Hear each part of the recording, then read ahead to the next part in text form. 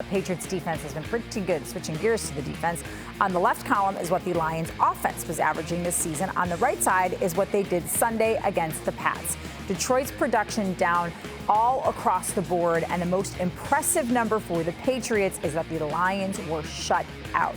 Coming into the game, they were scoring 35 points per game. Now, we asked the question last week, still out here with Phil and Tom, like, is the Lions offense a little bit of smoke and mirrors?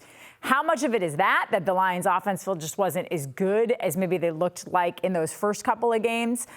But versus how much of it is how much better maybe the Patriots defense is than we gave them credit for early on. I give the Patriots defense a lot of credit here because for them to be as good and as efficient as they were running the football through 4 weeks of the season, there's something real there. I don't really care who you played. To be that prolific with that part of your offense, that says something to me. And for the Patriots to come out, Tom, in their front seven, hold the Lions running game to 3.7 yards per carry. And I know the score got out of hand and they had to put it in Jared Goff's hands.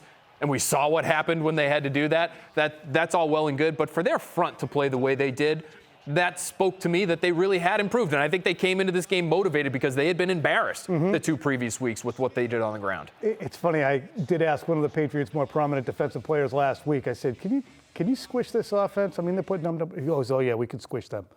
They're good, but we can squish them. And they did do that. But what I think is interesting is Dan Cable came out, Trenni, with the attitude of we're going to tougher than thou this team because I don't care who's playing quarterback over there today. There's no way if we don't get this 4th and 1 that they're going to start scoring touchdowns on us, or the next 4th and 1, or the next 4th and 1, or the next 4th and 1. And every single time the defense rose up and made a stop. So Phil's point about them being challenged and their pride being hurt and responding is big too. And I'll also say last week's conversation about moral victories carries over to this week. Because if they didn't have the showing that they did against Aaron Rodgers in the first half, would they have had the same fuel in their tank this week against the Detroit Lions? Moral victories can help. And I think their performance against Green Bay helped. Do they have, though, and maybe I'm thinking of Matt Judon in particular, do they have what it takes to do this start to finish? Because last year we saw this too. They were really good to start the season. Matt Judon was all over the field. And then all of a sudden, come around Thanksgiving, it was like he wasn't on the team anymore. Why is this year different? I think he understands that he needs to be better conditioned. So that I think he thinks is just on him. That's about doing the work. It's about doing the right things in the offseason. And it sounds like he's on that kind of path right now. I mean, for him to come out the way he's come out this season, he's again, we were talking about this last year around this time, so we all have to give that caveat, but he's again looking like a candidate for Defensive Player of the Year. I mean, when you can't be blocked the way that he can't be blocked, Tom, in this game against Lions, against 2 really good tackles on both ends of the line of scrimmage, that to me says you have a real star caliber talent there who can change games. I add the rookie corner Jack Jones into the mix, who clearly has a knack for finding the football. Yeah. And you have some potential game-changing players on that side of the ball. Kyle Duggar's taking the step that I thought he would take last year. Well, again, we'll see as the games get bigger and more important.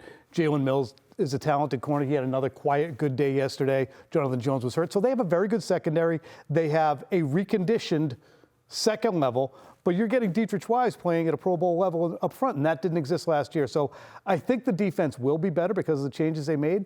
But this is the kind of the point that I was making with J.C. Jackson and with Stephon Gilmore. And if you look back at some of the stuff I was saying at the time, there's no need to spend that money on those players because they're not making the impact on defense you think they are, especially J.C. Jackson, when you look at the tail end of the year.